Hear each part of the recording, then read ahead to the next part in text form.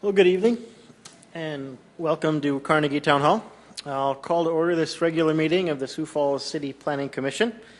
We're going to start tonight by approving the consent agenda. Those are the first several items on the agenda, kind of non-controversial ones that may not need to get a whole lot of discussion. But to start, I'll have Denise, if you wouldn't mind reading the consent agenda items. Mr. Chair, I do need to step down for consent. Thank you. Item 1, approval of the May 7, 2014 minutes of regular meeting. Item 2, plats. Item 3, 2014-0503 rezone from the RA2 Apartment Residential District, CN, Conservation District, and LW Live Work District to the RA2 Apartment Residential District, CN, Conservation District, and LW Live Work District for allowed forms located southeast of West 81st Street and South Oddie Avenue intersection.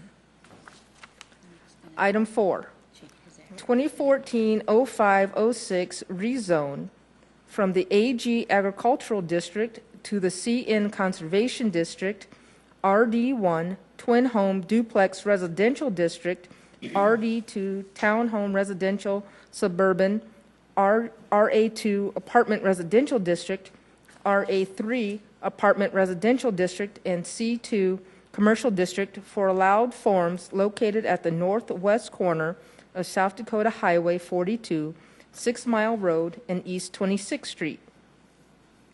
Item 5, 2014-0507 rezone from the AG Agricultural District to the CN Conservation District, RA3 Apartment Residential District, C2 Commercial District, and C3 Commercial District for allowed forms located at the northeast and southeast corner of South Dakota Highway 42, 6 Mile Road.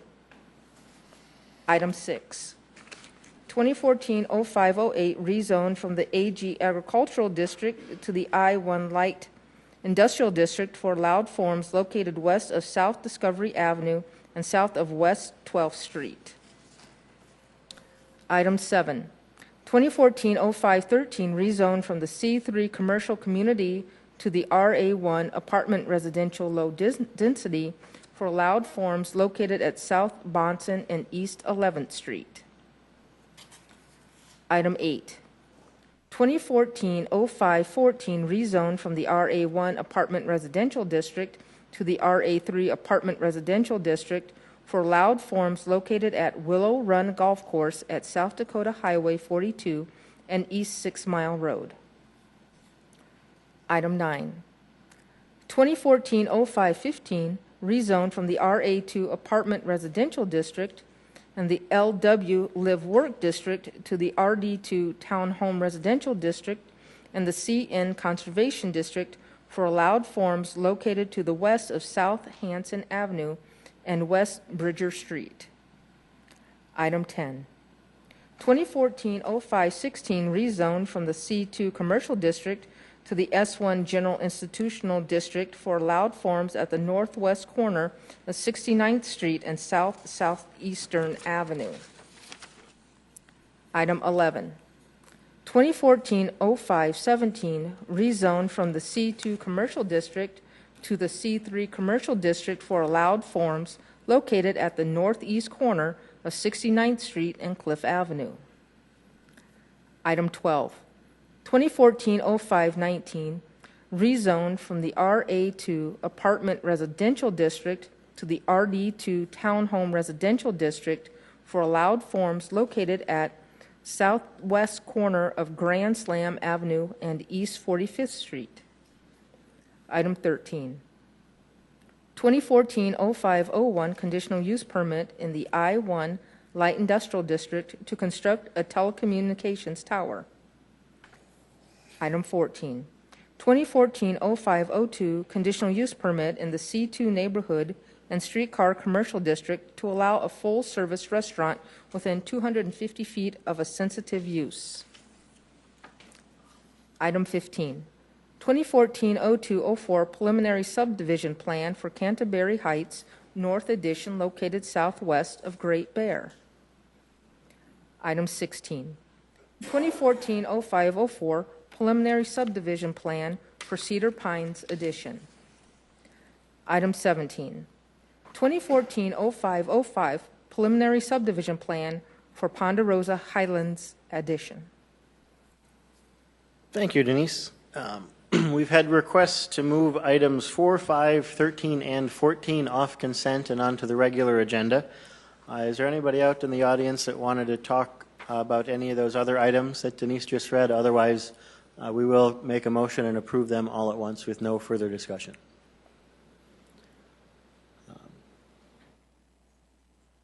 Doesn't look like any. Any Planning Commission members want to pull anything else off the consent agenda? With that, I would look for Commission action. Excuse me, Mr. Chair, I make a motion to approve the consent agenda. I have a motion. Is there a second? Second. I have a motion and a second. Would anyone like to amend the consent agenda to move items 4, 5, 13, and 14 on to regular? I would so amend. I have a motion to amend I'll second that. and a second. Any discussion? All in favor of the amendment, please say yes. Yes. Motion, all opposed, same sign. Motion passes. Now we have an amended motion on the table. Any discussion on that? All in favor, please say yes. Yes. All opposed, same sign. The consent agenda has been approved. So if you were here for one of those items, you can feel free to leave. It is a beautiful night out there, so don't stay here if you don't want to.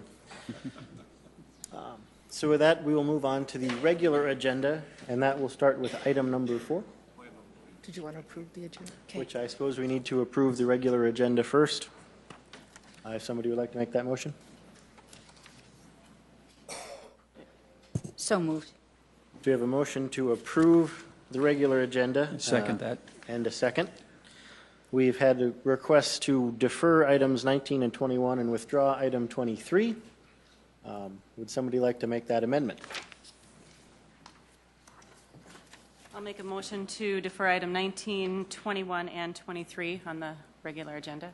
So, Or withdraw, I'm sorry. So- Withdraw item number 23. so we have an amendment to defer items 19 and 21 and withdraw item number 23. Is there a second? I'll second. Perfect. Any discussion? All those in favor of the amendment, please say yes. Yes. Opposed, same sign. The amendment carries. Now we have the main motion on the table. All those in favor, please say yes. Yes. Yes. Opposed, same sign. So the regular agenda is approved. For those of you out there, if you were here to talk about items 19, 21, or 23, 19 and 21 are deferred to next month, and 23 has been withdrawn. So again, you can stick around if you want to, or you can go and enjoy the beautiful night. All right. Item 4 is the 2014-0506 rezone from the AG Agricultural District to the CN Conservation District, RD1 Twin Home Duplex Residential District, RD2 Townhome Residential Suburban, RA2 Apartment Residential District, RA3 Apartment Residential District, and C2 Commercial District for allowed forms located at the northwest corner of South Dakota Highway 42, 6 Mile Road, and East 26th Street. Jason Bieber, representing the Planning Department with the City of Sioux Falls.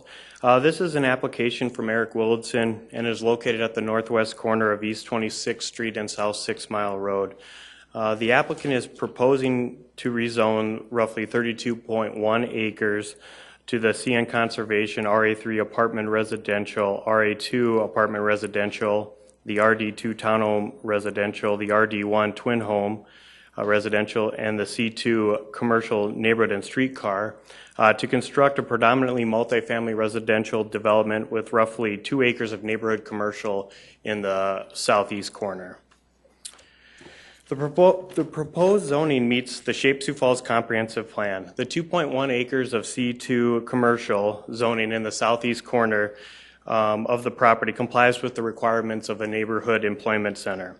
Further, the rezoning exhibit indicates a proper land use transition from the commercial zoning to the southeast corner to the RA3 apartment residential high density, and then to the RA2 apartment residential medium density, and as you head north and west.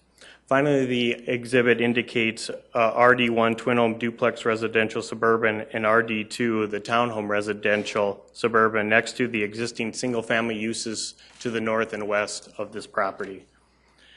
Because the subject application is consistent with the Shape Sioux Falls Comprehensive Plan and a proper land use transition is proposed, staff does recommend approval of this rezoning.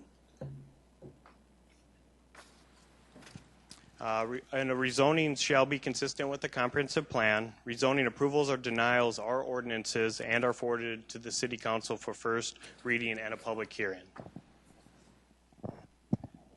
And I'll entertain any questions you may have. Thank you, Jason. Are there any questions? Doesn't look like. Is the applicant here on item number 4?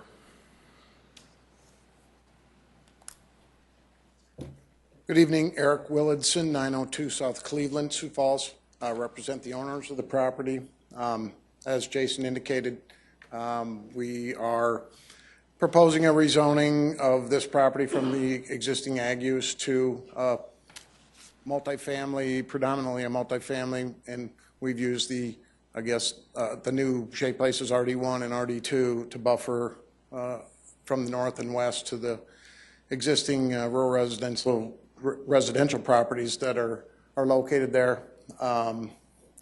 There's a major drainage way that cuts across the property, and there at the intersection of 26 and 6 Mile Road, it would be the commercial, which is essentially standard for the intersection of 2 arterial streets. So I worked with planning on it and didn't have any issues. Apparently someone in the audience has a question about the zoning, and I guess with that I'd answer any questions that you would have and then ask to be able to respond to whatever someone brings up. All right, any questions for Eric? Thank you. Thanks.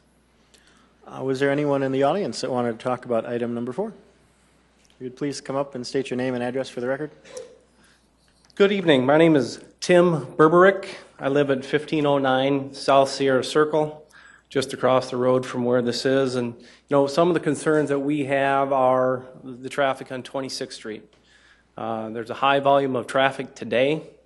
Speeds are fairly high. I don't believe it's patrolled very well.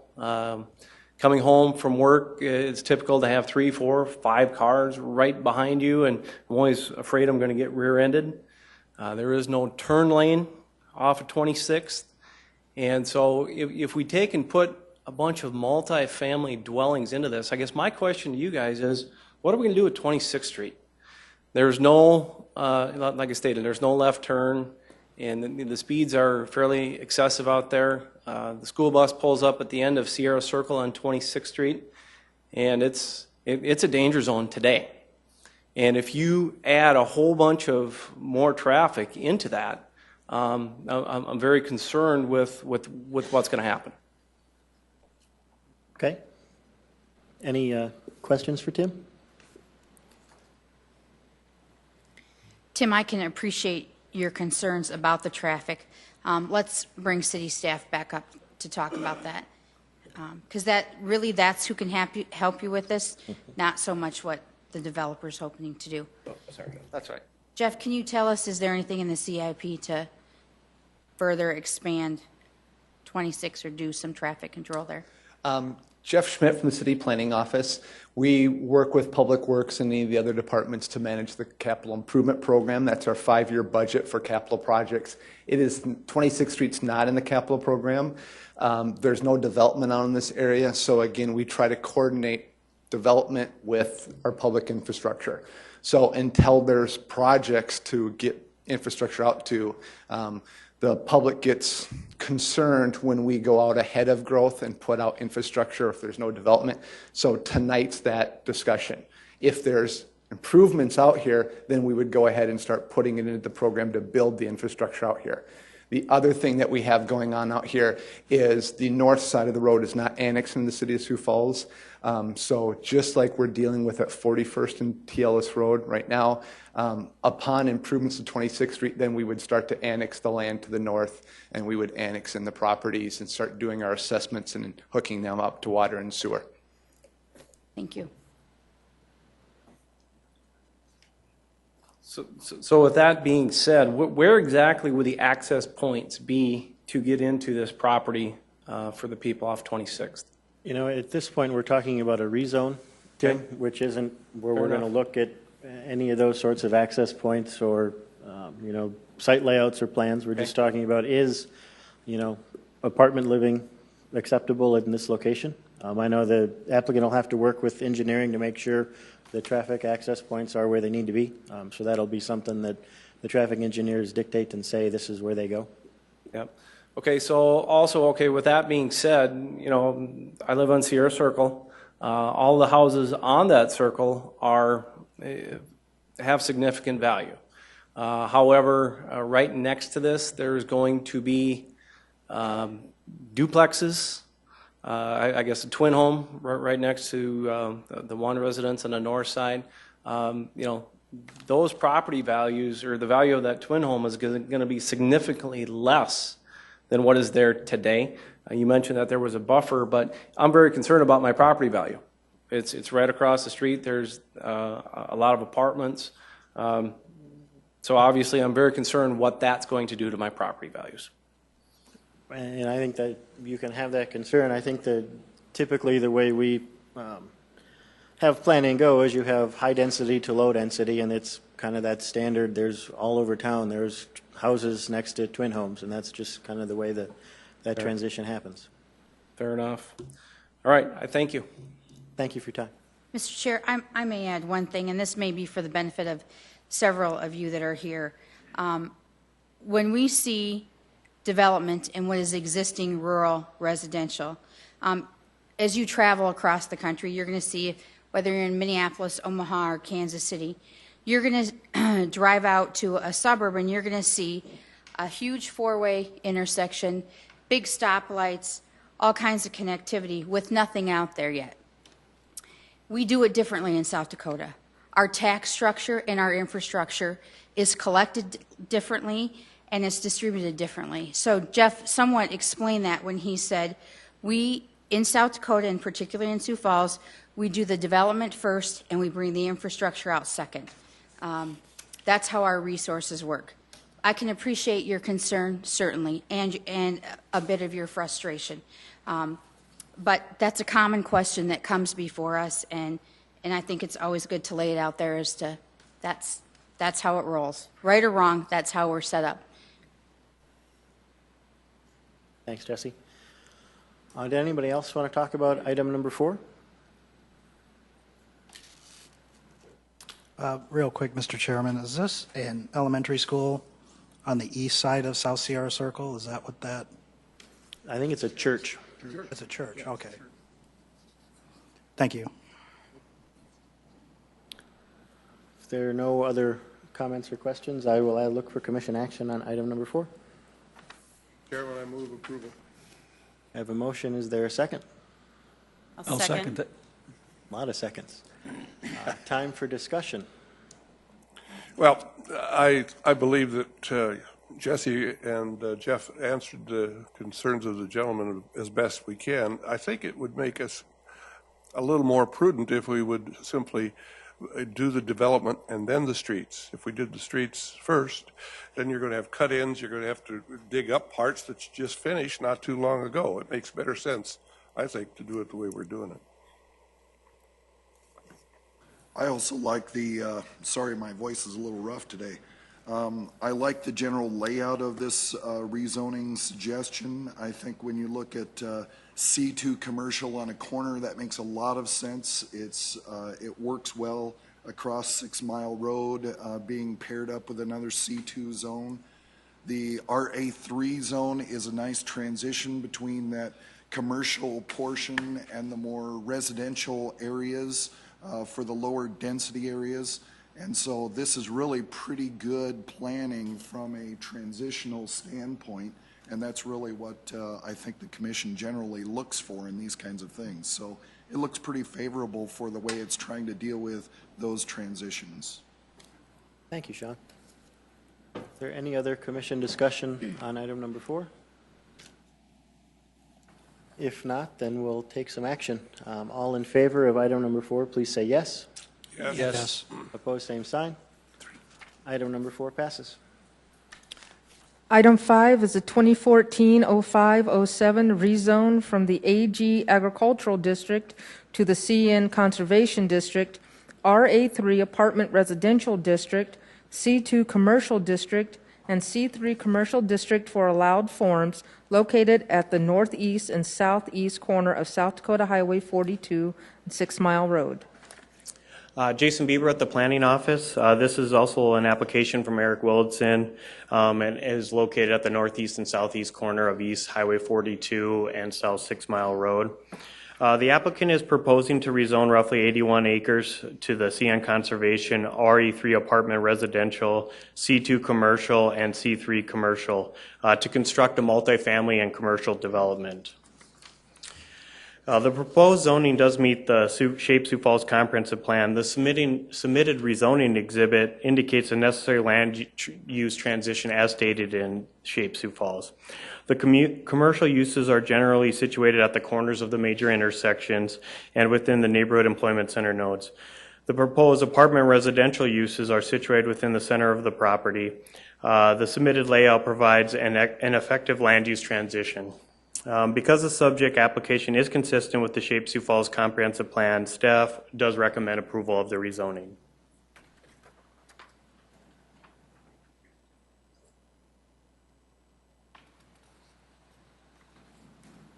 Rezoning shall be consistent with the comprehensive plan. Rezoning's approvals or denials are ordinances and will be sent forward to the City Council for a first reading and public hearing. And I will entertain any questions you guys may have. Thanks, Jason. Any questions? Chairman. Yes, sir.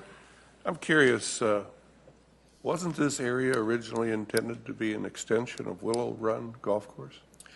I believe the Mr. Assam is here, and he could probably answer that a little bit better. I mean, than that's what a I did. rumor I heard, so. Yep, he may be able to answer that a little bit better than me.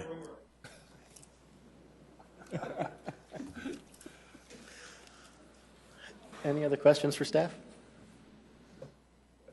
Thank you. Would the applicant like to come up and talk about this item?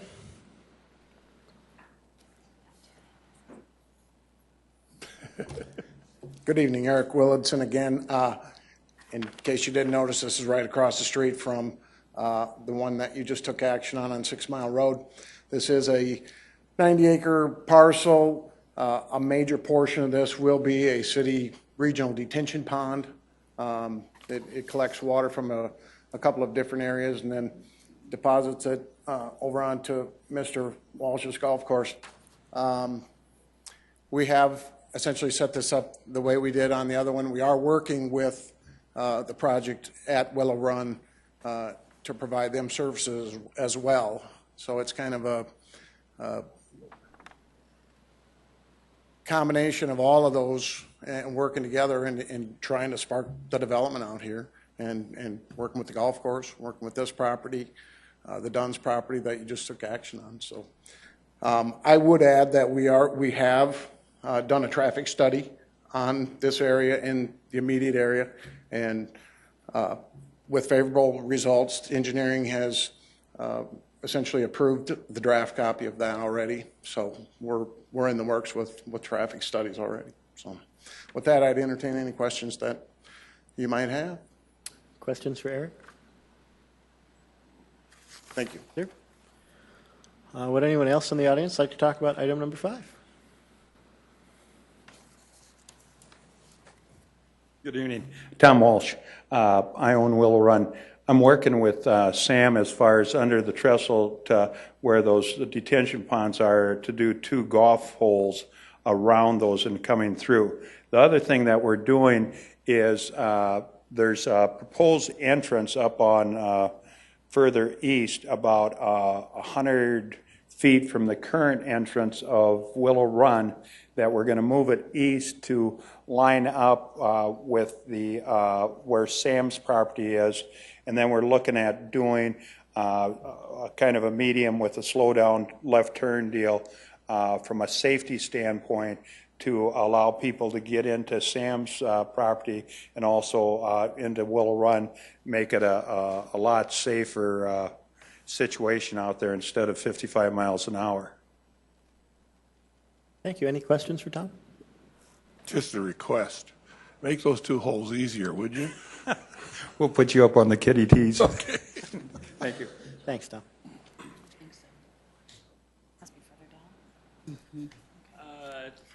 Jeremy Timms, 8,000 East Oakmont Place, Sioux Falls, South Dakota. Part of Willow Run Homeowners Association out there. We are concerned only with the northeast corner of the intersection at 6 Mile Road and Highway 42. A few of the single-family homes that are in our development or in our HOA are within 10 to 20, the actual back lot is within 10 to 20 feet of that. The single-family lots that we have are, much of the back half are easements to the golf course, but our actual property lines come across for, in this case, hole number 7. And we're obviously very excited about what Mr. Walsh and Mr. Assam are doing out there, but this corner with a C2 designation, we're not real excited about the RE3 subcomponent of that particularly. With the extended hours of use and the potential signage, the adult use designation that comes within the RE3 subcomponent of that. So we just want to voice our concern in that and hope that you take a look at that. I know it, the other corners that we've seen, as Sean talked about in item number 4, the C2 designations on those corners have good transitions between the C2s and the rest of the development that's being done there. In this case, we don't feel there's really any transition between the C2 and where so many of our homeowners are at. So. All right, thank you, Jeremy. Are there any questions for Jeremy? And then we might have Tom want to address some of that, and staff could too.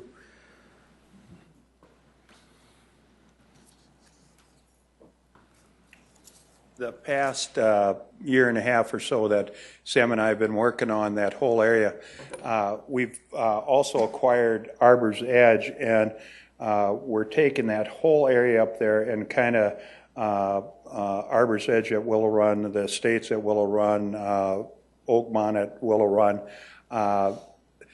I can assure you, with Sam's investment in the rest of that property, and we've had the conversation that anything that goes on that corner will be a complement to the rest of the development, because it'd be shooting yourself in the foot or head to do anything like the kennels or adult or something that's going to take away from that whole area. So Sam, I'm sure will make sure that it's something that's positive for it, but I recognize the concerns. I talked with Gary Helverson and Mike Leslie and a couple of other guys about it too, but I've got a lot invested out in that area, and I'm comfortable that Sam will do what's right there. Thanks, Tom. I don't know if you'd limit it, say no adult or no. Yeah, no, I guess that was my only other comment, would be that I don't know if there's anything that can be done to limit a couple of those things as far as the kennel or the adult use stuff, or potentially the RE3 subcomponent of it. C1 obviously would be something we'd be much more in favor of, but I just hope you take that under advisement as you look at it. Appreciate that. Yep. And maybe staff could talk a little bit about the C3 designation and those things up there. The applicant is proposing C2 here, which would allow the RE3 form, which would be retail commercial uses. Upwards of 20,000 feet would be the maximum building size. Adult uses are permitted special in there, but there's conditions, things that they have to meet. One of them is 1,000 feet from sensitive uses, which those homes are, I think, 350 to 400. So if that's what he was proposing there, he would have to come back and get a conditional use permit through you guys and then possibly city council. Further in the shaped places zoning ordinance, we also built in those buffer yards. So any kind of a retail use here, you're looking at a level C buffer yard, 30-foot setback, 6-foot berm with tons of landscaping. Well, would be required along that north property line. Thank you, Justin. Anybody have any follow-up questions for Justin on this? Thank you. So, Jeremy, I hope that answers some of your questions, is that, any adult sort of use would have to come back before for a conditional use permit, so even if they were thinking about doing that, there'd be opportunities. And with as close as it is to your homes, there'd be a 30-foot buffer yard with a 6-foot berm, and there'd be a lot of green space in between there. Can you comment on where the 30, I'm confused as to where the 30-foot buffer would fall into in that situation. On the back side of what's included in that property? So the back 30 foot of that property on that corner. Okay. Thank you. Anybody else have comments on item number 5? With that, I'll look for commission action.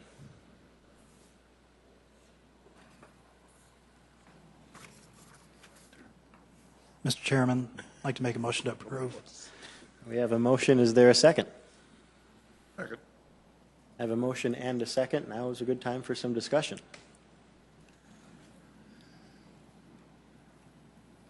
Mr. Chair, hopefully with the new buffer yard requirements that Shaped Places has put in place here, that does give you the comfort level that will be a nice buffer and protection for your homes, and hopefully that answers your questions. Any other commission discussion? With that, it's time for action. All in favor, please say yes. Yes. Yes. Opposed, same sign. Item 5 passes. Item 13 is a 2014-0501 conditional use permit in the I-1 Light Industrial District to construct a telecommunications tower. Hi, Diane DeCoyer with planning staff. This is a conditional use permit for Verizon wireless telecommunication tower. The applicant is Mike Bennick with CPK Properties. The conditional use permit is in the light industrial district to install a telecommunication tower located at the southeast corner of North 4th Avenue and East Amadon Street. The conditional use is required because it is located within a fall-down distance of an arterial street.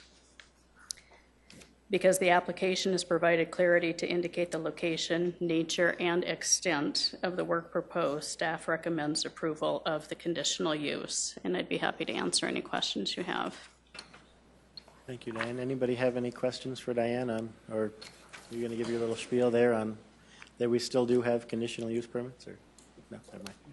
I'm sorry? Sorry, I thought you were about to turn around and give the spiel on what a conditional use permit is, but I would, but he didn't get the microphone ready. we will just move on then. Any questions for Diane?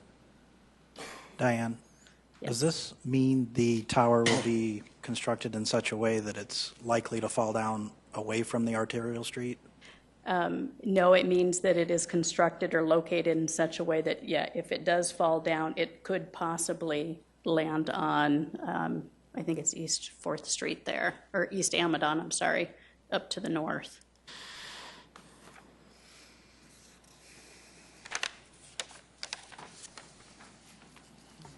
Mr. Chair, and Diane, if I understand this correctly, the reason they had to come in was because the fall zone it either falls on a structure or crosses a road, is that correct? Correct. And that's why Either they a had to come structure forward. and this is up where I think it's Kruger Excavating, so for the most part, it's an open lot. There are some structures down to the southwest, but it is primarily because of the adjacency to East Amadon.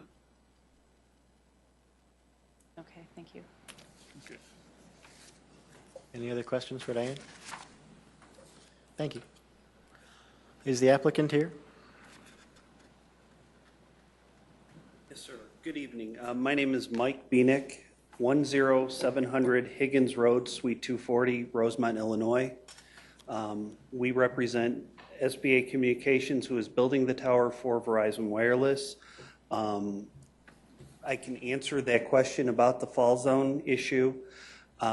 Typically, this tower is going to be 95 feet in height. If you look at your finger, that's how towers are designed. Basically, you've got two little seams in your finger.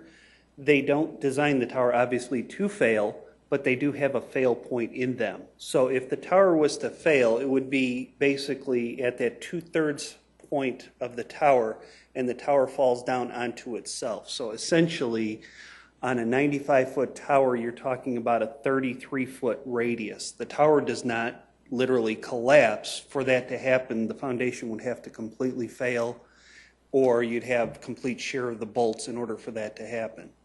So the tower is set back on the property such that it would not fall onto the street.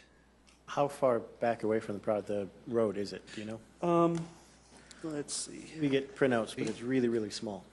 Yeah, I can't read it. Yeah, the tower is approximately 25 feet from the property line, so it would barely. So right in that 33, 34 Correct, feet. yeah, it would be right at that point.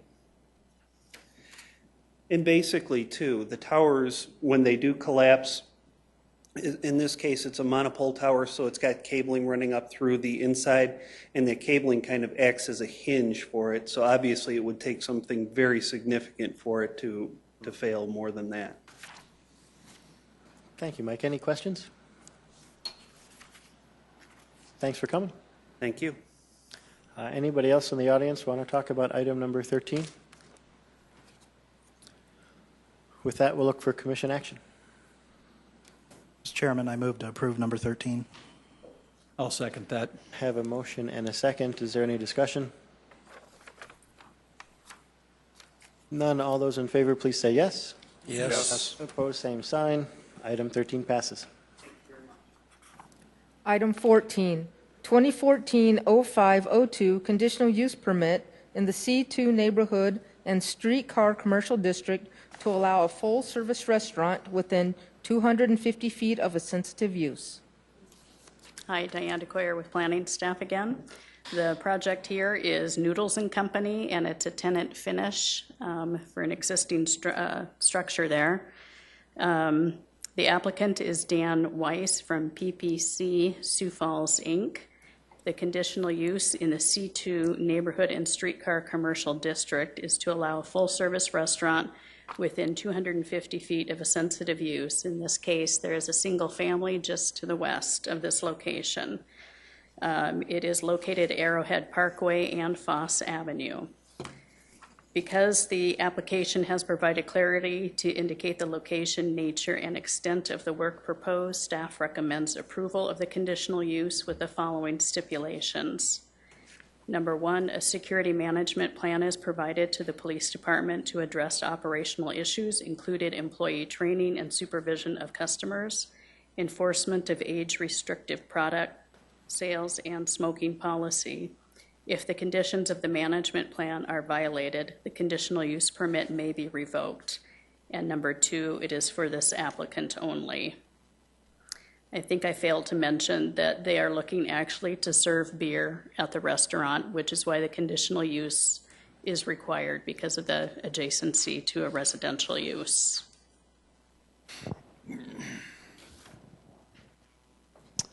With a conditional use, permits are used or uses permitted within zoning districts with conditions. All conditional use permits must meet zoning and building codes. Conditional use approvals or denials are resolutions and are final unless appealed. I can answer any questions that you might have. Thank you, Diane. Any questions for staff? Just for clarification, Diane, this building is already built. The building is there, correct? No use is really for the alcohol and the build-out. Correct. It just doesn't show it on the aerial that Right. the building's in there. Thank you. It is the applicant here to discuss item 14.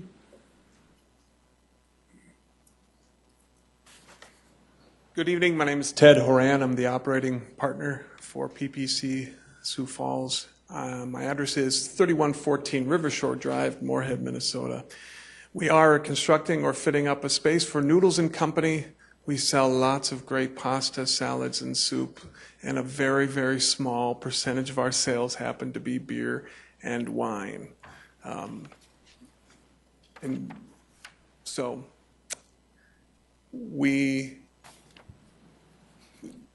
that's about it. Are there questions that I can answer? We're excited to be in this space. Thank you, Ted. Any questions for Ted? Chair. Yes, sir. Dan, what's your hours of operation? We are open essentially during the school year from 11 a.m. till 9 p.m. And then during the summer, we extend those evening hours till 10 p.m. And I failed to mention that Thursday, Friday, Saturday, we're open till 10 p.m. during the school year. But during the summer, we're open 7 days a week till 10 p.m. Thank you. Mm-hmm. Now, this particular store in this development is the farthest east portion, is that correct? Correct, right on the hard corner there. Okay. Any other questions? Thank you for coming down for this. Yep, thank you. Jeff, you look like you have something to say. It's an educational opportunity. Perfect. We know we lost the neighbors already from the Willow Run, but this is another example. If it's 300 feet away or 500 feet away, it would be permitted special for a full-service restaurant, but it's within 250 feet of a sensitive use, so you have a conditional use. Their issue was an adult use that was 1,000 feet, but again, at Willow Run, if they brought in a Noodles and Company or a Chipotle and they wanted to serve beer, then those neighbors would have an opportunity to come in again, just like this one, and you'd look at it and you'd ask the hours of operation, and there's the conditional use. They're not automatic anymore. We didn't get rid of conditional uses, but you could, if you don't meet those separation distances, then you come in and you have to have a public hearing. So, thank you, Jeff. Did anyone else in the audience want to talk about item number 14? With that, I'll look for commission action. Mr. Chair, I'd move for approval. Have a Item motion. number 14. We have a motion. Is there a second? Second. Motion and a second. Any discussion? Mr. Chair, do we need to put on the conditions as stated or altered by the commission as well? I think that Ken may not have said it, but your motion included the stipulations, right? Yes, it did. So that those two stipulations are included. Now would be a time if you wanted to add anything thank else, you. I suppose you could.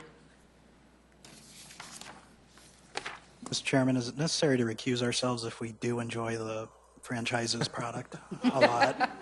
Maybe a legal question, but I'm guessing no. Okay. Well, that's good.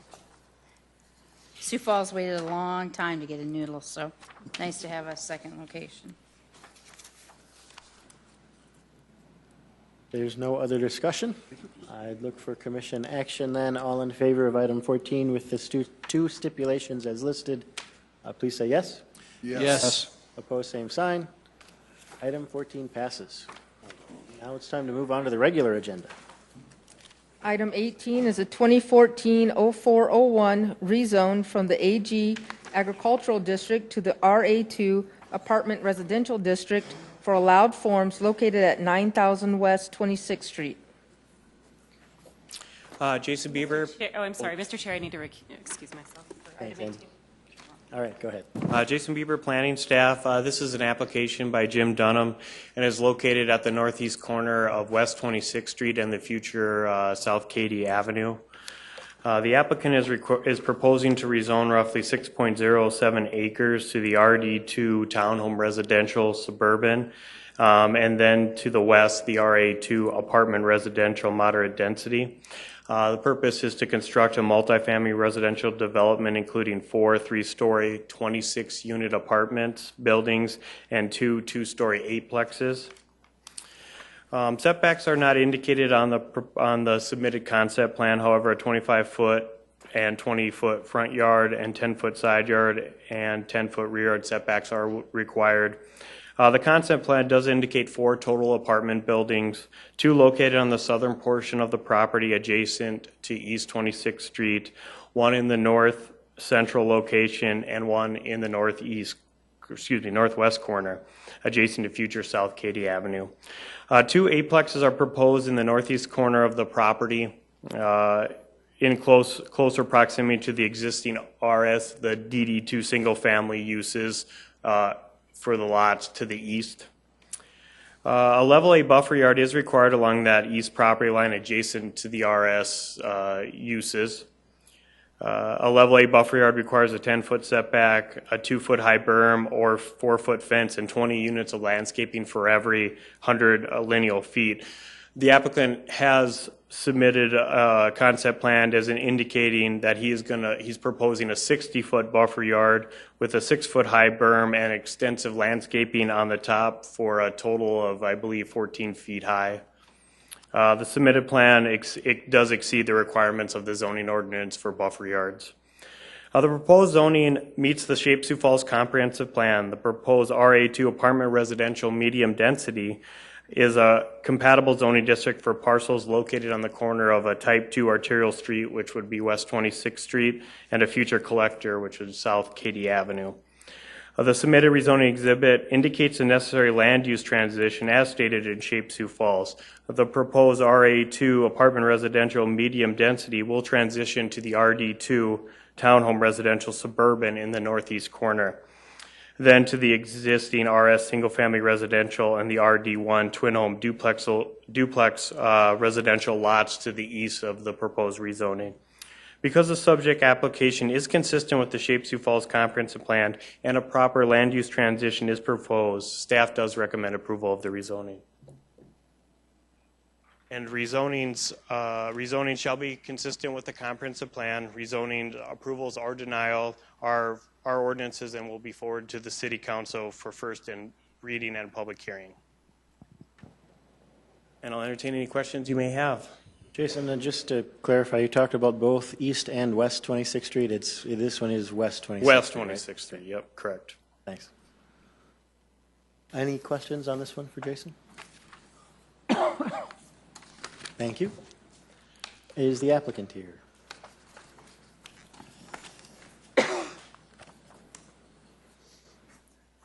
Jim Dunham, Ryan Reitz of Jim Dunham Associates, 3220 South Western Avenue. Happy to be here. Thank you for having us. We're excited about this project. I think the site plan will do us best right now. We originally had 5 of the 3-story buildings there, and after meeting with Mike Schultz, the developer, to the east, and Brady Hyde to the sort of southeast, but we changed it to add the buffer to remove the 3-story buildings from the immediate vicinity of the neighbors, which is what predicated the 8 plexes and the, again, large buffers and large berm. And again, that was after negotiating with those 2 parties. So again, could talk for a long time about this opportunity, excited about these apartments, and happy to answer questions. Thanks, Jim. Are there any questions? Yeah, Jim, there's portions of this parking that look like they might be future. Is that what they're dotted lines and things like that? How is that No, indicated? but if you can point to the dotted lines, we will, no, those are garages. Oh, the garages, Yep. okay. The buildings Very that are good. numbered are buildings, except for the 8 plexes. They don't really have numbers on them, but the dotted lines are on surface garages. Okay, thank you. But no, the whole project would be done at once. Good question. Any other questions for Jim? No, I just want to compliment you, Jim, on the fact that you did talk to your neighbors. And I'm all about green, so I do appreciate the berm and the fact that you are doing more landscaping that was actually required. So I compliment you on that. Thank you. Thanks, Jim. Did anyone else in the audience want to talk about item number 18? With that, we'll look for commission action. Mr. Chairman, I move to approve number 18. Have a Second that. Have a motion and a second. Is there any further discussion on item 18? All those in favor, please say yes. Yes. Yes. Opposed, same sign. Item 18 passes. Item 20, 2014-0510 rezone from the C2 and C4 commercial, CN open space, O office institutional, RA2 and RA1 apartment residential, RS single-family residential districts to the C2, C3, and C4 commercial, CN open space, O office institutional, RA3, RA2, and RA1 apartment residential, LW live work RD1 twin home duplex residential, and RS Single Family Residential for allowed forms located at Dolly Farm Village at East 26th Street and South Powder House Road. Hi, Diane DeCoyer with Planning Office. Again, this is Dolly Farm Village for a rezone. The applicant is Dick Dempster from Architecture Incorporated. We have several people here from Lloyd Companies that I'm sure will be happy to answer any questions you have. The Dolly Farm Village was previously a planned development. Now with Shape Places, that has become straight zoning. So we've got a map that indicates a comparison of both. On the left side there, that is what it has been converted to under Shape Places. And on the right is the proposed rezone from the applicant. The proposed rezone is to update the development for allowed uses. There is an extraordinary number of primary and secondary forms that can take place here. It's approximately 280 acres that they're looking at rezoning. I'd be happy to go through all of it with you if you have specific questions. Otherwise, I'm going to let the maps kind of speak for themselves. The area south of East 18th Street that had previously been zoned for RA2 apartment residential moderate density is proposed to now be zoned C3 commercial community with transitions from C4 to the north, office to the east, and C2 commercial neighborhood and streetcar to the south. Shape Places requires significant buffer yards in order to protect residential districts where transitions occur from commercial, office, and live-work districts. The Dolly Farm Village Architectural Design Review Board will continue to provide design review and approvals for future developments in the entire subdivision. Because the subject application is consistent with the Shape Sioux Falls Comprehensive Plan regarding proper land use transition, staff recommends approval for this zoning. Mike Cooper, Raquel Blount, and 2 residents to the east, we met this morning to review some of their concerns about the rezone. What you have before you are a couple of maps that were provided by those residents. They're not able to be here tonight, so I'm going to read an email that they provided expressing their concerns. One is the changes over time that have been permitted within the Dolly Farm Village addition from the agreement between the City of Sioux Falls and neighboring residential areas to the east and west, as presented in Sioux Falls 2015 plan and slide 1. The Dolly family members and their representatives have, over the years since the agreement, continuously requested and have generally had approved requests for increased commercial and higher density multifamily dwellings within the area.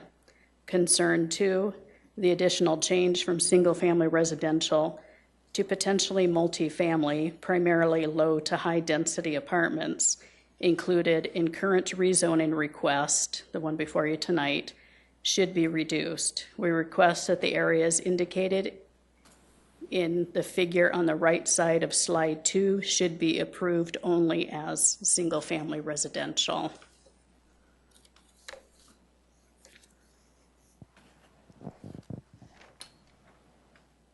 This is a rezone. Rezoning shall be consistent with the comprehensive plan. Rezoning approvals or denials are ordinances and will be sent forward to City Council for a first reading and a public hearing. I'd be happy to answer any questions that you might have. Diane, one that pops up for me is you talked a little bit about the buffer yards, and just to clarify that even if one individual owns all of the property, if they have different zonings, those buffer yards between the different zonings are still required. The buffer yard is to protect any residential use, so yeah, even if it's the same owner between commercial or whatever other zoning district it might be, so the idea is to protect the residential. We wouldn't be talking about buffer yards just around all the outside of the property. It goes throughout the inside of the property as well, between the different zonings. Right, and if you're talking what's adjacent to South Dakota Highway 100, there's just setbacks in those areas. The distance to the residential across the street allows for some reductions. Okay, thanks. Any other questions for Diane?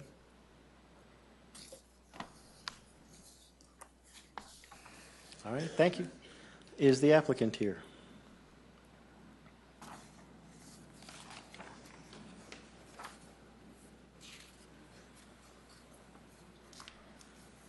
Raquel Blount with Lloyd Companies, 101 South Reed. And here tonight to talk about the Dolly Farm Village project. The reason behind some of these transitions is really going back to trying to create the village. You know, the whole idea is this is Dolly Farm Village. And we've learned a lot over the last, several years with developing the land. We've got a great start with some retailers out there and trying to build upon that. We have a new tenant going in, Christopher and Banks, and we've sold some land to a restaurant. And so we're really excited about that, but we would like to grow the development. And one thing that we're finding is the commercial land that was south of the Walmart is difficult to get retailers back there. We thought that would play upon that whole north side of 18th Street and that would be the commercial. But what we're finding when retailers come to town and we show them that site, they're looking at the back of Walmart, the back of Kohl's, the back of Target. They really don't have any frontage and they don't have any exposure. And so that just isn't working. So taking that and turning that into the multifamily housing and then shifting that commercial south of 18th Street, but keeping it within the development. So you have that buffer, which is the light blue office along Powder House Road. So that will all be, dentist office, insurance office, hair salon, those types of uses. Then you would have your commercial shop area. Then you have the power line and the greenway area that runs north-south through the entire development. Then we would have the multifamily, live, work, RA, fourplexes. And then we have some multifamily. And then we did get feedback from the neighbors that there was concern to the far west of the development up along the residential area that they would really like to see that stay single family in that area. So we changed that from our original proposal, and that's now being proposed as single family. And we also have the power line in that area too. So it's about 180 feet that will transition as well. So it's, doing some shifting, and, another issue came up is, well, all the multifamily. And I would just like to add that, as you travel to regional retail areas like this and Des Moines, Omaha, those types of markets, you see that retail, and then you see that multifamily and the fourplexes and the eightplexes, and it works really well. We've got a school there, young families move into the fourplexes, and I just don't know that single family isn't necessarily better. Single family, you can have less control sometimes. So you have one neighbor doing one thing and putting things in their yard, but if you have consistent developments and developers coming in and putting in fourplexes, eightplexes, apartment complexes, those are maintained consistently. There's a lot of regulation there. The apartment has rules. If you have a problematic person, you can get them out of the area. So, and the design standards and all of that. So that's where we've been with the project, and we'd like to just continue the theme. The restriction here with the commercial is no buildings over 75,000 square feet. So a Kohl's is 80-some thousand, so it's less than that. And the intention is to continue with, Bed Bath & Beyond, PetSmart, Staples, those, and then mixing in those small shops like we've done to the north. So we have Ashley Furniture, and then we have Christopher and Banks, Route 21, and then a Kohl's, and then 4 small retailers. So we just want the ability to continue that to the south and meet the needs of the retail demand out there today. Thank you, Raquel. Are there any questions? Okay. Was there anyone from the audience that wanted to comment on item number 20?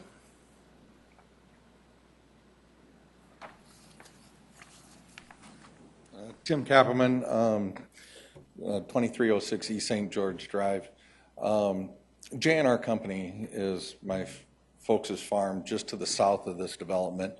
And right there on the corner of 26th Street and Highway 11 there, or Powder House Road now, On that corner there, that is already zoned commercial. There's, I think, 11 acres that is zoned commercial currently. So if that comes into any reference as far as this particular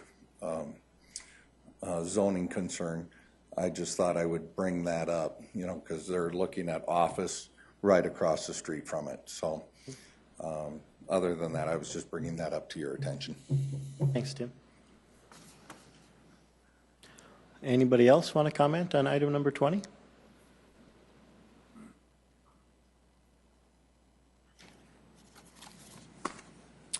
All right, we'll look for commission action. Move for approval. We have a motion. Is there a second? Second. Have a motion and a second. Now would be some time for commission discussion. Mr. Chair, I just think this is another example of the developer being good neighbors, meeting with those concerns and took action for it. Yeah, I think the adjustment to add the single-family residential and then the kind of a buffer zone of a different type of residential that's a little lower density before you get to the RA3, that makes a lot of sense from a planning standpoint. So there's a lot of logic here. I like the way that they continued their commercial east of that greenway area. That will work well. It'll sell well. It makes a lot of sense. Thanks, Sean. Any other commission discussion? Mr. Chair, Jesse? I am somewhat empathetic with the neighbors to the east. Now that this is developed out, I think they're a long ways away from what really they're seeing in their development. They have a point on how many times things have changed from when this was originally brought out to them as Dolly Farm Village, what it looked like, the design review standards. And I think that is frustrating to neighbors where they buy into a plan, they get around to where they like it, it's built out, they now see what they have as their neighbor, and now one more change is coming and one more change is coming. So I don't disagree with you, Sean. I do appreciate the transitions, and I think they make sense, but I'm not unempathetic with the neighbors as well. Thank you. Mr. Chair? Yes, sir, Ken. Jesse, it seems like you and I have been on this deal since it first started, haven't we? Maybe we just need to go, Kenny. You know, it sounds like maybe the neighbors to the east might have some comments. They won't be able to be here this evening. But I believe on a rezone, this will go to the city council.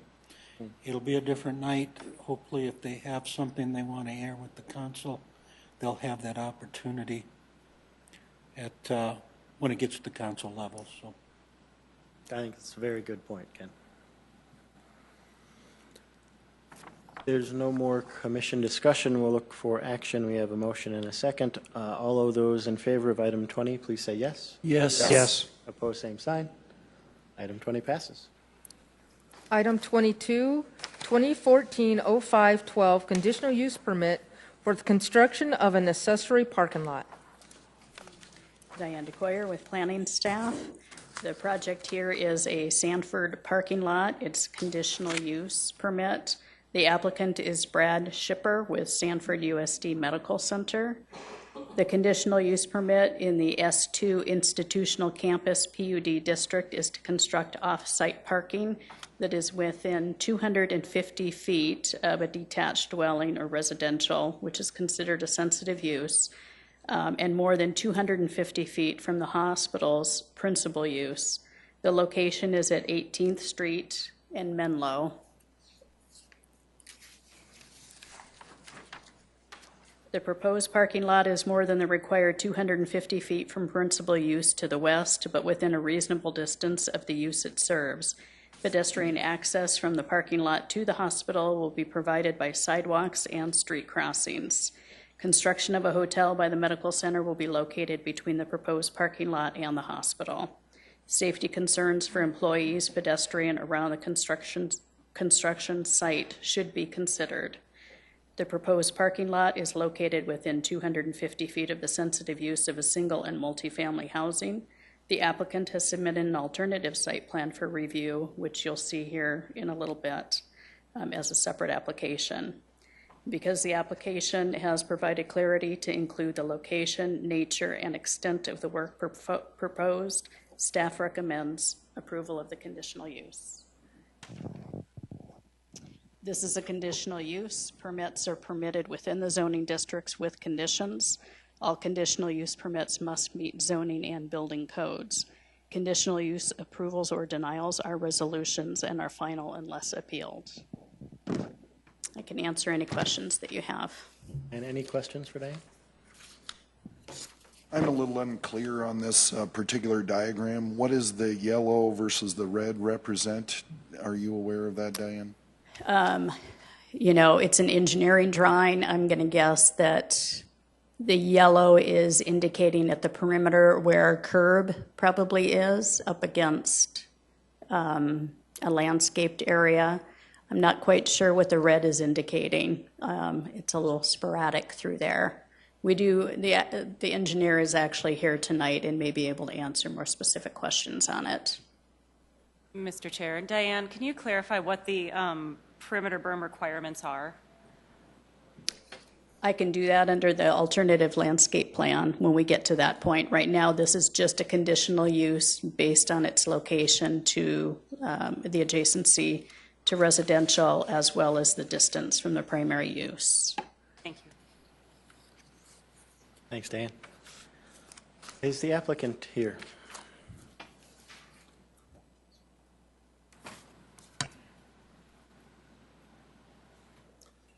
I'm Bob Winkles with the Sanford Health Organization. I'm VP of Design and Construction for the system. So I'm standing in for Brad Shipper tonight. Certainly be open to any questions. I mean, basically we put a hotel on, or allowed a developer to put a hotel on a parking lot that we had, and we lost 250 stalls. Now we're putting in 340 immediately adjacent to that. And these are really for staff.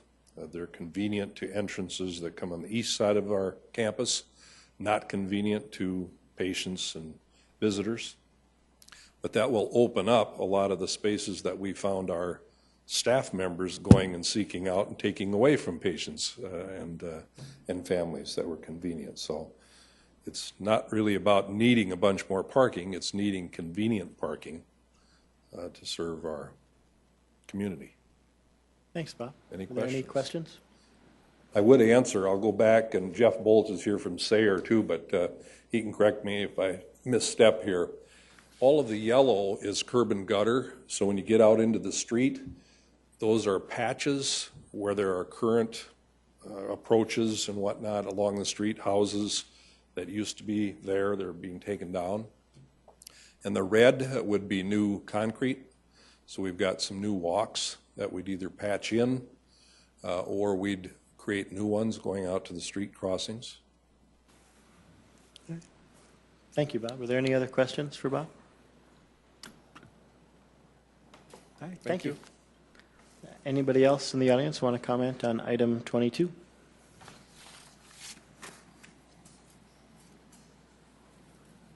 Yes, ma'am. So I'm Susan Randall. I live at 13th and Grange, member of the Pettigrew Heights Neighborhood Association. Just this, I don't know if this is the right place to ask this, but I don't know what the answer is. How many houses are being moved to make this parking space available? And could we hear what's happening to them? Are they just being raised or will they be relocated? Right, that sounds like a question for Bob if he wants to answer it.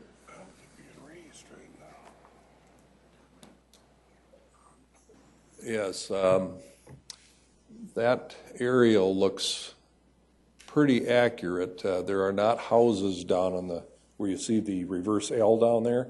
You see to the northwest of that L on the corner and above. That was when we had some construction trailers there when the Heart Hospital was being finished. So that's vacant land. But the rest of the homes on that block are owned by Sanford, being taken down because we have not been able to find an ability to work with someone to donate them. Quite honestly, we would. but haven't been able to do that. And then all of the homes on the next block to the north as well are being taken down because we can't find a use for them. So, Bob, and I know that this has been a question that Sanford has asked often. Habitat, you allow Habitat in there, is that right, to take what they can use out of those prior to? as long as it's an organized thing, we're not just allowing either neighborhood or someone, you Right. know, if they contact us and they see some ability to use some of that, we'll give them a time to get in ahead of the demolition and get whatever they can out of there. And I believe that's happened on a portion of these already. It is. It's really unfortunate. We run into it every time, not just with Sanford, but I think the cost to move these homes has gotten cost prohibitive to make it a good use of our resources, unfortunately. So while it all sounds great to move them out of there, I think financially it just doesn't work. And I think it's great that you're willing to allow somebody to do that too, but if there's no takers, that makes it pretty hard. Thanks, Bob. Ms. Randall, does that answer your questions? Anybody else in the audience want to talk about item 22? With that, we'll look for commission action. Mr. Chairman, I move approval. I have a motion. Is there a second? Second. Motion and a second. Any discussion? I can empathize with Bob on trying to move these. We recently had purchased a number of them and tried to sell them, even put them up for bid, hoping somebody would give us $1 to move them away, and could not get anything for them. And there was a couple of these houses that were fairly nice. Some of them weren't really that good, but it's the cost of moving them out of downtown, basically, or out of the center of town to someplace else. It just doesn't work that well. So, and we did the same thing. We allowed the tenant before to take as much as they could, but it had to be organized. Thanks, Steve. Other discussion on item 22? With that, we'll take action. All in favor, please say yes. Yes. Yes. Opposed, same sign. Item 22 passes. Item 24, 2014-0509, alternative site plan to allow a 4-foot-high fence in lieu of a 6-foot-high berm at a parking lot adjacent to multifamily residential. I think this is our first alternative site plan since Shape Places passed. Just going to jump in with that it's kind of exciting to see a new part of the ordinance getting used, so that's fun. Exactly. The project here is Great Life, which is formerly Wood Lake Athletic Club. It's an alternative site plan. The applicant is Aaron Hultgreen with Legacy Developments.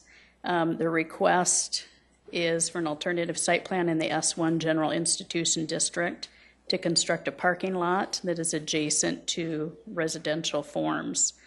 The applicant is proposing to construct a parking lot, and due to the berm requirement and the existing trees within the buffer yard, a 4-foot vinyl high fence will be installed.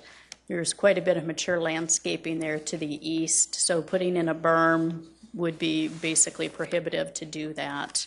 So in order to protect the adjacent residential, the applicant will be putting in a 4-foot-high vinyl fence to screen the parking lot as well as any headlights into that residential area. A final landscape plan will be reviewed when plans are submitted for a building permit. Owner should meet with zoning staff for specific requirements. A conditional use permit will be required for on-sale alcohol beverages within 200 feet of a sensitive land use. And we note that because we have seen some information within their plans that indicate that they may have sale of alcohol at some point, and they are adjacent to residential sensitive use. Because the subject application is consistent with the Shape Sioux Falls comprehensive plan, the required fence in the buffer yard and retaining the existing coniferous trees should alleviate most incompatibilities. Staff recommends approval for the alternative site plan. I can answer any questions you may have.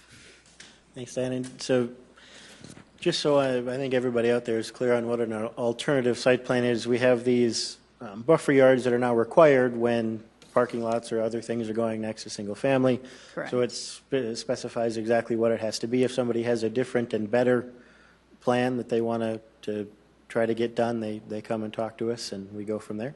Correct. And because this is a parking lot, we can encroach into that buffer yard somewhat, but then again, there are specific landscape requirements in terms of the number of units required and the berm. And in this case, because they can't install a berm, they would then install a fence.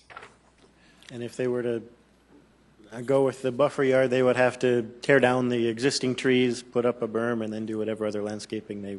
Or they would probably have to increase that buffer yard into that parking area to get the berm in front of those trees. But in this case, it would be kind of redundant to do that. All right. Any other questions for Dave? Well, just to clarify that, what you're saying is to get the 6-foot berm in, and I missed some of there maybe, those trees that he's got X'd would have to be torn down to get that in? Correct. Okay. And they're pretty mature trees, and we prefer to have the landscaping there. But we do want to prohibit any headlights going into the apartments there to the east, which is why we're putting the fence up at 4 foot high, or recommending that to the applicant. Will there be any berm at all, 2-foot-high berm, then the fence, or just a straight 4-foot fence? Just the 4 foot fence. They'd have to compromise their parking if they were to do anything additional with a berm. Well, doesn't it say just below this that berm areas along, see, 53rd to be 2 foot of grade change? Yeah, that's what I was. That's along 53rd Over to the there. east, which is the upper part there where it calls out the 4 foot high vinyl fence. That's where the apartments are. The fences, or the berm is required along 53rd because there is residential apartments there to the north. And they are able to meet the berm requirement there.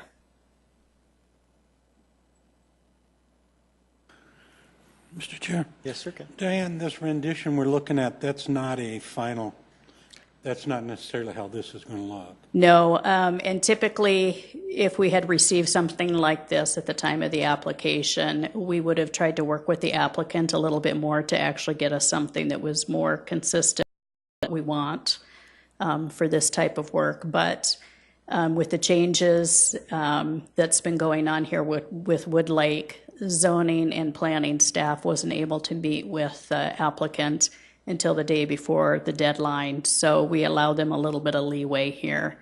But that's why we have the recommendation that they'll have to meet with zoning staff to meet all the requirements prior to a building permit.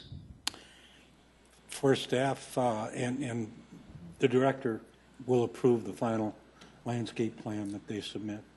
It should be fine with the zoning staff that they would meet all the requirements. For whatever it's worth, this is an awfully nice looking rendition, in my opinion. If staff can sometimes try and hold it to something like this, I think it'd be greatly appreciated.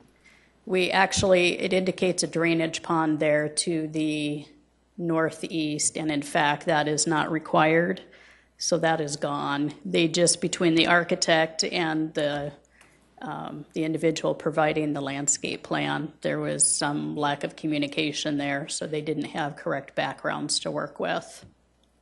That was going to be my question, that the vinyl fence wouldn't run through the middle of the BMP.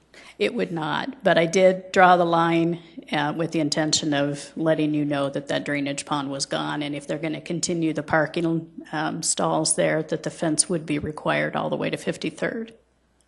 Thank you. Now, Diane, maybe you can address this. The 4 foot high vinyl fence is trying to replace a 6 foot high berm.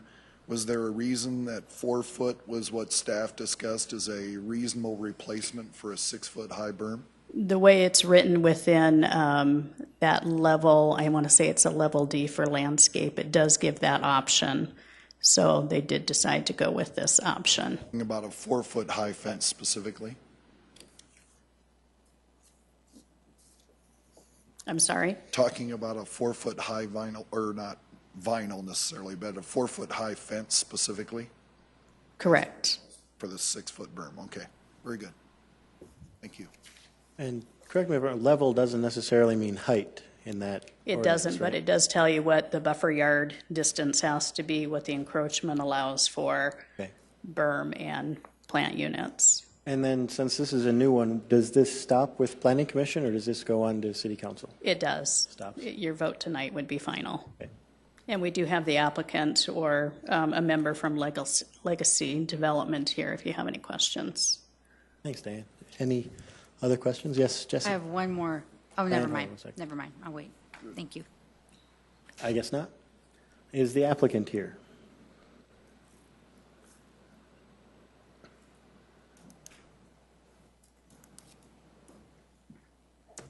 Norman Drake, Legacy Developments. Anything you'd like to clarify or add to that? I think Diane did a great job. All right, any questions? I guess I'm going to, on the, I'm just looking for directions, north, never eat, south. Yep. Well, yeah, on the southeast corner there, is there a berm over there then, or is the fence going to continue over there? Because we only show the fence that far. Oh, there's no requirement on that. Requirement for that over there? That's correct. There's no I parking. don't There's no believe there's any parking lot. parking over there, Steve. That's why. So that's all existing. We're not changing anything on that. Okay. Any other questions? I mean, just to let you know, those trees are probably 40-foot coniferous trees that have been there 20-plus years. So that's one of the reasons for not wanting to take them down. The little green dot doesn't do it justice. It doesn't. Thank you very much. All right, thank you. Is there anybody else that would like to comment on item 24?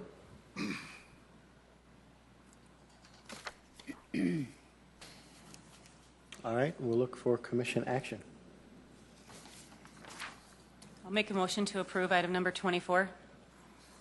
I'll second. Have a motion and a second. Is there any discussion? Well, I know I initially, when I saw the 6-foot high berm requirement and the fact that that's required in the middle of basically a 30-foot buffer zone, I just did some quick kind of look at it to see would a 4-foot high vinyl fence have similar protection, especially considering it's so close to the parking, and it does indeed have similar protection. So I think I'm in favor of this replacement. Thanks, Joe. Any other discussion? I mean, this is the first one ever, guys, so if you have thoughts, this is a great time to set precedent here. Nobody wants to go out on a limb. Well, the trees are there. That's my deciding factor. If those trees weren't there, it'd be harder for me to approve this. Again, you've got 30-year-old trees that are well-maintained and in good shape. To tear them out does not make sense. I'm about green. That's why I don't like a 4-foot vinyl fence. But in this case, I do see that it's appropriate. I think that makes sense, Steve, because it's, with this being the first one, making sure that it's something better than, or some extenuating circumstances, I think really are the driving factor of this, so. Nick, I would really just like to reiterate what you said. It's a first shot at this. And I think where we've talked all along about the benefits of Shape Places and Shape Sioux Falls, that there is some flexibility. It would be really utterly ridiculous to tear down trees that are the age that they are in order to meet a zoning requirement that was really quite antiquated. And I think we talked all along about our hope was that there would be some flexibility allowed under this, and I think this is a classic example of where the right thing happens. There's shades of gray between what is right and what works. Great comments, Jesse. Thank you. With that, we have a motion and a second, and if there's no further discussion, all in favor, please say yes. Yes. Yes. Opposed, same sign. Item 24 passes.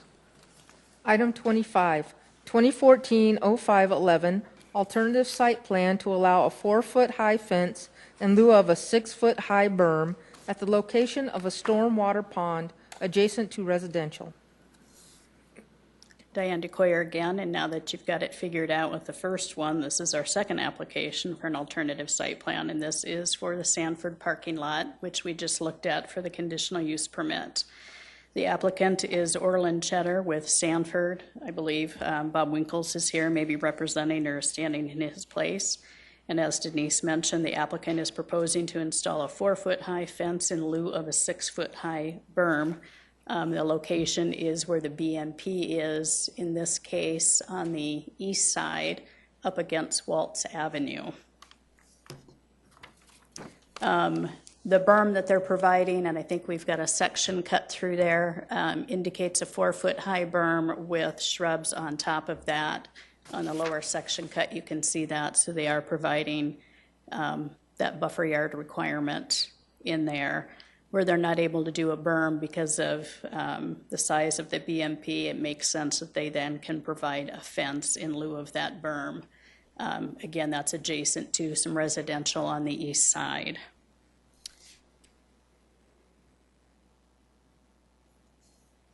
Because the subject application is consistent with the Sioux Falls Comprehensive Plan and the required buffer yard should be it should alleviate most incompatibilities. Staff recommends approval of the alternative site plan with the following stipulations prior to issuing a building permit. Number 1, the street vacation of 19th is effective.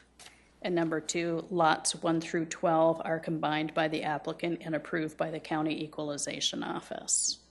I'd be happy to answer any questions you have. Thank you, Diane. Are there any questions? So the only fence zone is the circled red area? Correct, and that's the location where the BMP is. Okay, what happens just to the north and just to the south? Is that more of a standard berm? Yeah, this plan doesn't call out a lot of that specifically. It does show the section cut where the intention is both to the east and the north, where they're adjacent to residential, but that's where the berms would be required. Okay. So this section, this one here is the, I guess, a little bit at loss as to where this goes. Is this on either side of the BMP then? That would be on either side to the north and south of the BMP, and then also to the north adjacent to 18th Street. And what kind of fence are we? They had originally proposed a chain link with some slats, but the concern with headlights going through those slats and the chain link to the adjacent residential, we gave them the option of maybe upgrading that to a wood fence or a vinyl, and they did opt for a vinyl fence. Okay, because that was the other question, because I see a chain link fence here, and I'm thinking that's not a very good buffer. No, we did have conversation with them, and they did agree to change that to a vinyl fence. Okay. If you look in the residential area through there, you probably see a mix of fencing materials, and to be consistent maybe with what's provided there, whether it's chain link or vinyl or wood. Is that something that needs to be stipulated, or is that, or we should potentially add a condition that it's a vinyl fence?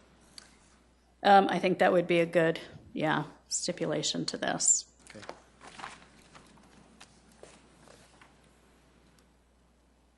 Thanks, Dan. Any other questions? Oh, Mr. Chair, just so I'm clear, so the north and south, the berms are still 6-foot berms, correct? The north and south adjacent to the BMP on that east side. Those are We do have the berms. We have 4-foot-high berms with shrubs on top of that. Okay. And then again on the north side, we have berm all the way from Waltz to Menlo. Okay. Thank you. Thanks, Diane. Is the applicant here? And Bob, you were one away from being the first one ever. That's so close. I'm Orland Cheddar in this case, so I'd take any other questions. I know there's been a little confusion about this diagram, but I think one of the things that we discovered is maybe there's some more cleanup that will happen over time on the shape of places requirement, but the top kind of shows that shaped places would allow us to do a 4-foot berm there without the plants on top. So we're showing that we're doing it with the plants on top, getting the 4 feet and raising it a little in the center where we've got the plants to get the 6 feet, which the equivalent, of like Sean said, if you were up tighter to cars, to headlights with a 4-foot fence, you're cutting the angle down, and that works. If you go back to the other site plan, and you'll notice the direction of the cars as they park. Other than a car driving to find a spot in the evening, you wouldn't have headlights heading off that direction either. So, and now they're pulled back in because of the BMP, so they're in tighter to that traffic. So I think we've really got the headlights cut out with this combination of the berms and the fence. Any questions for Bob? Yeah, Mr. Chair. Yes, ma'am. Can you go back to the aerial, Justin? Bob, to the east there, can you tell me, does Sanford have all of those? Have they acquired the majority of those? The majority. There are, I think, 2, maybe 3 in those 2 blocks that are immediately east that are not owned by Sanford. Thank you. But they're rented. I mean, we're trying to keep them up. Mm-hmm. That'll be another thing. I'm just throwing it out for a challenge that you guys will face in the future, and we will, because we'll come and ask for relief on this, is that if we ever go in and just try to do a development on a portion of a block, and we own all of the block, which a bunch of these houses are on, and we had to do 45-foot buffers and 50-foot lots, we'd wipe out all the houses. I mean, it's an incentive to make us wipe them out, losing housing, low-income housing. I mean, we're going to be probably asking for relief of that, knowing that at some time in the future, those houses might need to come down. But in the meantime, can we leave them there for that low-income housing, but get relief and use all of our property instead of losing virtually a lot on each of the perimeters in those cases? So it's just something to think about. We haven't reached that yet, but we've just been examining the challenges of the new zoning ordinance, and that's one of them for us. So that will be an interesting topic of conversation when it happens. Okay. And I think that's the beauty of the alternative site plan concept, is we can accept something that's just a bit different than what is in the plan, so that we can all come to an agreement on what's appropriate. Thank you. Thanks, Bob. Anybody else want to talk about item 25?